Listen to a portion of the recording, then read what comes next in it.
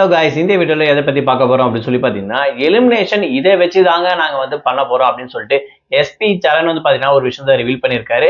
அது மட்டும் இல்லாம இந்த வாரம் பவித்ராவுடைய ப்ரோமோ ஏன் இன்ன வரைக்கும் 1-on-1ல வந்து பாத்தீங்கன்னா இன்னும் வரல, அதுக்கான பின்னணி என்னன்றதாங்க இந்த வீடியோல பார்க்க போறோம். நம்ம சேனலை ஃபர்ஸ்ட் டைம் பார்க்குற பர்சனா நீங்க இருந்தீங்கன்னா மறக்காம நம்ம சேனலை சப்ஸ்கிரைப் பண்ணிக்கோங்க. அப்பதான் அடுத்தடுத்து போற வீடியோக்கான நோட்டிபிகேஷன்ஸ் அண்ட் பாப்அப்ஸ் வந்து உங்களுக்கு கண்டினியூஸா கிடைக்கும். அது மட்டும் இல்லாம இந்த வீடியோ பத்தி உங்களுக்கான கருத்துக்கள் ஏதாச்சும் இருந்துச்சுன்னா தாராளமா நீங்க கமெண்ட் பாக்ஸ்லயும் மென்ஷன் பண்ணுங்க.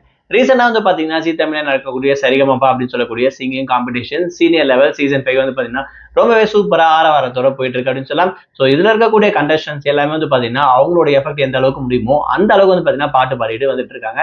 அது மட்டும் இல்லாம உள்ள இருக்கக்கூடிய போட்டியாளர்கள் இது வரைக்கும் தனித்தனியாக ஏதாவது பர்ஃபார்மன்ஸ் பண்ணிட்டு இருந்தாங்க அப்படின்னு சொல்லலாம். இப்போ இவங்களுக்குள்ளேயே இன்டர்னலா வந்து பாத்தீங்கன்னா ஒரு போட்டி மாதிரி வச்சிருக்காங்க. இந்த வாரம் வந்து பாத்தீங்கன்னா 1-on-1 அப்படின்னு சொல்லக்கூடிய 1 vs 1 அப்படின்ற இந்த ஒரு ரவுண்ட் நடக்க போகுது. ஸோ ஈஸியா இந்த மூலியமா வந்து ஜட்ஜ் பண்ண முடியும்ன்றதுக்காக தான் ஜட்ஜஸ் வந்து ஒரே டைம்ல வந்து பாத்தீங்கன்னா ஆன் ஸ்டேஜ்ல 2 பேரும் ஒரே டைம் தனித்தனியா வந்து பாடுவாங்க. அதை வச்சு மார்க் போடுவாங்கன்றதுதான் கான்செப்ட். அது மட்டும் இல்லாம லைட் வந்து பாத்தீங்கன்னா ரெட் அண்ட் கிரீன் அப்படின்னு சொல்லிட்டு இவங்க வந்து மென்ஷன் பண்ணி கொடுக்குறாங்க.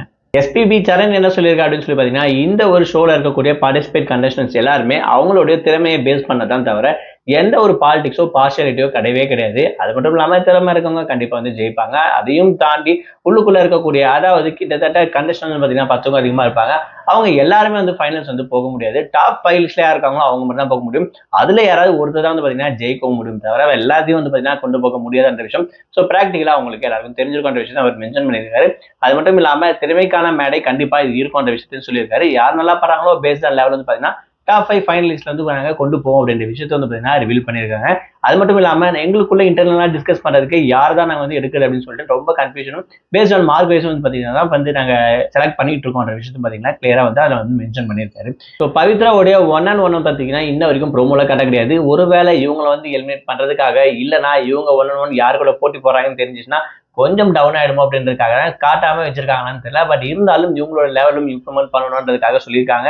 அது மட்டும் இல்லாம இப்ப வந்து பாத்தீங்கன்னா ரீசெண்டா சுஷாந்திகா, இனியா அண்ட் பவித்ரா இவங்க 3 பேருக்குள்ளே ஒரு பேட்டர் மாதிரி ஒரு ப்ரோக்ராம் போயிட்டு இருக்கு அப்படின்னு சொல்லலாம். அதாவது இவங்களுக்குள்ள இன்டர்னல் காம்படிஷன். ஸோ இவங்கள யாராவது ஒருத்தர் வந்து எலிமினேட் ஆகிறதுக்கு வந்து வாய்ப்புகள் இருக்கு அப்படின்னு விஷயத்தை வந்து பாத்தீங்கன்னா ஒரு அப்டேட் கிடைச்சிருக்கு. இவங்களை தவிர மற்றவங்க எல்லாம் டல்லா பர்ஃபார்ம் பண்றாங்க அப்படின்னு சொல்லி கேட்டீங்கன்னா கிடையாது. பட் இவங்களுக்கான எதிர்பார்ப்பு வந்து பாத்தீங்கன்னா இந்த வாரம் இவங்களை யாராவது ஒரு வந்து பாத்தீங்கன்னா வெளியே போய் வாய்ப்புகள் இருக்கு அப்படின்ற மாதிரி பாத்தீங்கன்னா ஒரு அப்டேட் கிடைச்சிருக்கு.